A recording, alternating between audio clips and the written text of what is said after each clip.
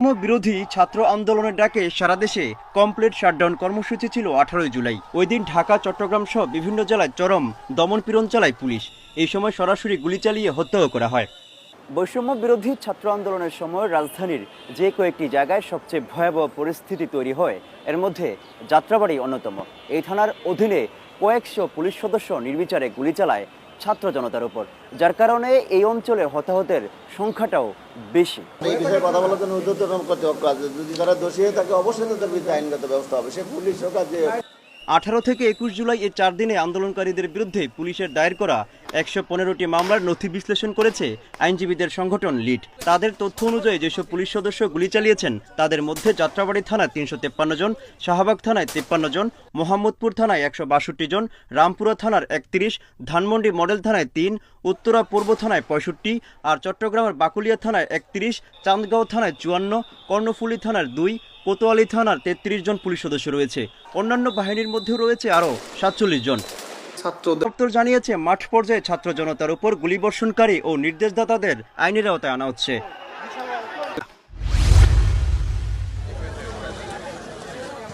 বকেয়া বেতনসহ নানা দাবিতে শ্রমিকদের আন্দোলনে আবারও অস্থির হয়ে উঠেছে তৈরি পোশাক খাত। প্রায় প্রতিদিনই বন্ধ হচ্ছে কোনো না কোনো কারখানা। সোমবারও গাজীপুরের চক্রবর্তী এলাকায় অন্তত 20টি কারখানা থেকে প্রায় 40 কিলোমিটার দক্ষিণ পূর্বে আনোয়ারা উপজেলা, সেখানেই গড়ে উঠেছে Korean export processing zone KEVZ। পাহাড়ি বনের প্রায় 2500 একর এলাকার অর্ধেকে এর অবস্থান। অথচ এই জায়গাটি ছিল চুনতি ও বাঁশখালীর হাতি চলাচলের করিডোর। তবে শিল্পাঞ্চল হওয়ায় সেখানে আটকে পড়েছে 4টি হাতি। এতে গত কয়েক বছরে মানুষের সঙ্গে বেড়েছে দ্বন্দ্ব, ঝরেছে কিছু প্রাণও। এই হাতিদেরই সরিয়ে নিতে বলেছে KEVZ ও স্থানীয়রা। তবে গবেষকেরা বলছেন, হাতির বসতিতে হয়েছে শিল্পাঞ্চল, সংকুচিত বিচরণ ভূমি ও খাবার সংকটেই বাড়ছে মানুষের সঙ্গে সংঘাত।